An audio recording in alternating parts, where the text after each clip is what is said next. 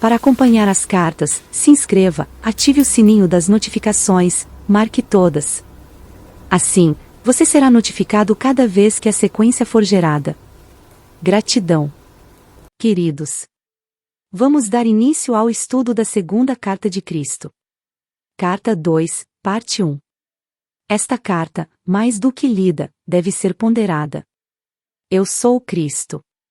Enquanto atuo desde as mais altas esferas da consciência criativa divina, minha influência envolve o seu mundo. Usando uma metáfora, estou tão distante em consciência do seu mundo quanto o Sol está da Terra. Entretanto, se você me chamar com sinceridade, estarei tão perto quanto for necessário para ajudá-lo. Haverá muitos que não poderão receber estas cartas. Estes ainda não estão prontos para elas. Haverá aqueles que tentarão abafar a sua existência, uma vez que os ensinamentos que contém serão uma ameaça para o seu sustento ou religião. Eles não terão êxito. A oposição apenas reforçará estas cartas. Haverá aqueles que receberão estas cartas com alegria, uma vez que suas almas sabem que mais além das religiões do mundo se encontra a verdade, a realidade da existência. Estes prosperarão e finalmente salvarão o mundo da autodestruição. Agora continuarei minha autobiografia do ponto onde parei em minha última carta.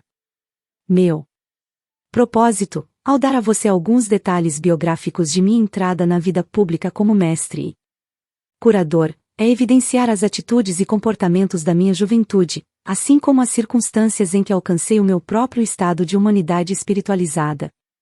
É importante que você possa visualizar como era a Palestina na época em que estive na Terra e perceber claramente os conflitos internos que meus ensinamentos despertaram nas pessoas doutrinadas na crença judaica e nos ritos tradicionais. Estes conflitos são o ponto central que incapacitou os evangelistas de registrar, com precisão, tudo aquilo que tentei ensinar. Nos evangelhos são frequentes as referências às minhas parábolas que descrevem a realidade do reino dos céus ou reino de Deus, seja qual for o termo que os evangelistas tenham utilizado. Porém, em nenhum lugar foi feita uma tentativa para aprofundar o sentido das palavras em si, para explorar as figuras de linguagem, ou para chegar ao significado espiritual do reino de Deus ou do reino dos céus. À medida que eu falar sobre os verdadeiros sermões que dei às pessoas, à luz das minhas experiências no deserto e do seu próprio conhecimento dos fatos científicos, você será capaz de entender pelo menos um pouco daquilo que tentei ensinar naquele tempo. Uma vez que meu sucesso foi muito limitado, é imperativo que outra tentativa seja feita no começo desta nova era, deste milênio, pois é com base no meu elevado conhecimento espiritual, privilegiado e iluminado, que será fundada e se desenvolverá a próxima era.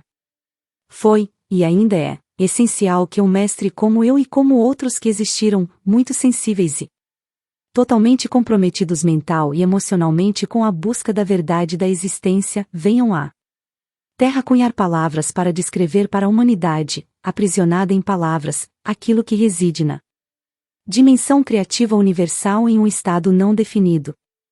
Se não fosse por tais mestres inspirados, as pessoas na Terra permaneceriam na ignorância a respeito de tudo o que há além da Terra, pronto para ser contatado e pessoalmente experimentado e absorvido, para promover a futura evolução espiritual.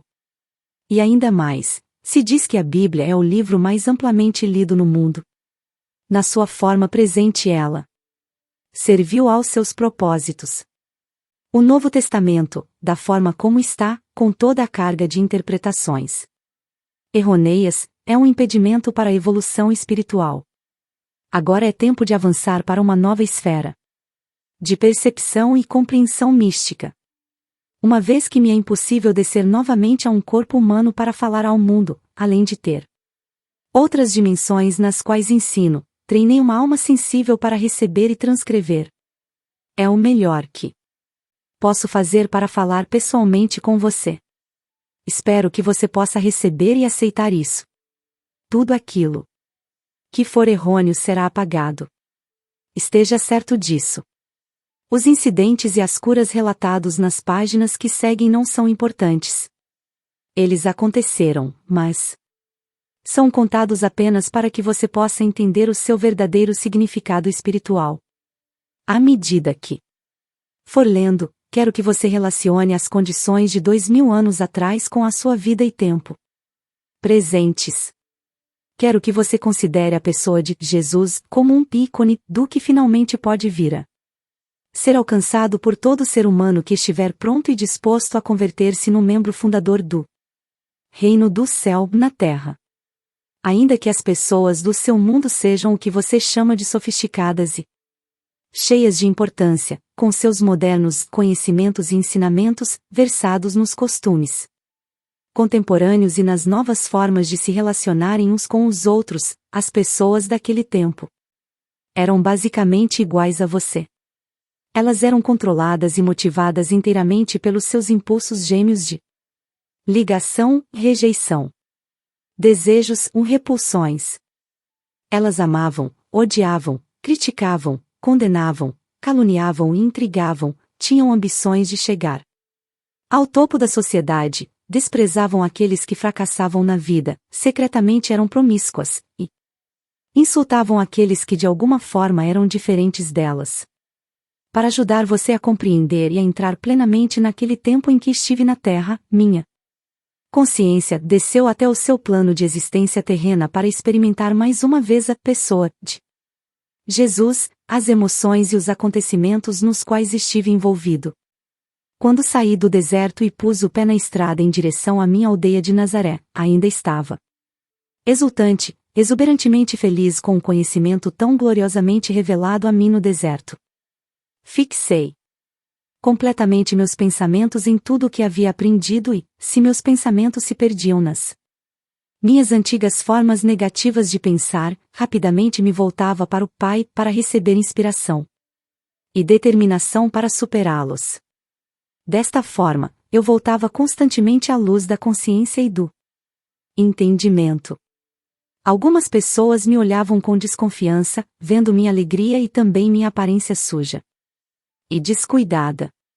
Será que eu estava bêbado? Perguntavam-se. Outros me olhavam com aversão.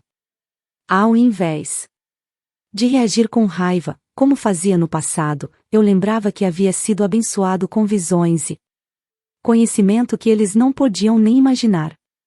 Abençoei-os, rezei para que sua visão interior se abrisse de maneira semelhante e continuei em paz o caminho até minha casa. Entretanto, alguns aldeões olharam com compaixão para meu lamentável aspecto e correram para suas casas para buscar-me pão e mesmo vinho, para ajudar-me a continuar o caminho. Havia sempre alguém que me oferecia abrigo para a noite. O Pai Vida de fato supriu todas as minhas necessidades e me deu toda a proteção necessária.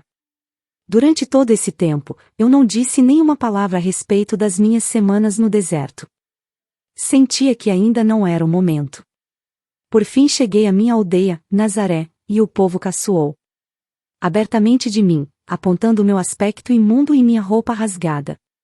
Vagabundo, preguiçoso, sujo foram algumas das palavras mais amáveis que me lançaram.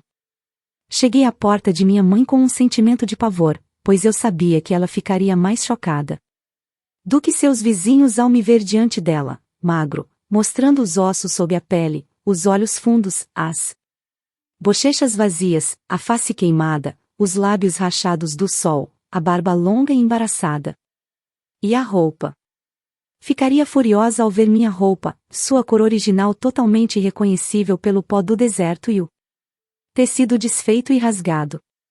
Subi os degraus e preparei-me para aguentar a fúria de minha mãe. Quando chamei, minha irmã veio à porta. Olhou-me boquiaberta, assustada e com os olhos arregalados e bateu-me a porta na cara. Ouvi-a correr para os fundos da casa, gritando: Mãe, venha depressa, há um homem velho e sujo na porta. Escutei minha mãe resmungando irritada para si mesma, enquanto corria para a porta. Abriu-a de repente e ficou paralisada pelo choque. Eu sorri por um momento, ela olhou-me de cima a baixo cada vez mais horrorizada ao dar-se conta de que este homem de terrível aspecto era de fato seu filho rebelde. Jesus! Estendi minha mão para ela, dizendo: sei que causo pena a você, mas pode ajudar-me? Imediatamente sua expressão mudou e, levando-me para dentro, trancou a porta. Depressa, disse para minha irmã assustada: deixa de escândalo e põe água para ferver. Seu irmão está morto de fome. Não importa em que confusão se meteu, ele é da família. Temos que cuidar dele. Suavemente me ajudou a tirar a roupa, inclinou-me sobre um grande recipiente de água e esfregou-me até ficar limpo. Lavou-me, cortou meu cabelo e barba e cuidadosamente cobriu as feridas do meu corpo e lábios com uma pomada cicatrizante. Nenhum de nós quebrou o silêncio. Saboreei o amor que ela me demonstrou e tentei demonstrar minha gratidão com uma atitude mais doce e sensível.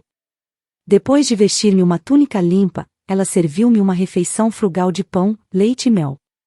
Relutante, deu-me vinho para recuperar as forças, embora estivesse claro que ela pensava que era o vinho a grande causa de minha terrível situação. Então conduziu-me até a cama e cobriu-me. Dormi por várias horas e acordei revigorado pela luminosa manhã de sol que se via pela janela. Eu agora estava ansioso para falar com minha mãe e dizer-lhe que eu era de fato um Messias, mas não daquele tipo que imaginava o povo judeu. Eu podia salvar as pessoas das más consequências de seus pecados.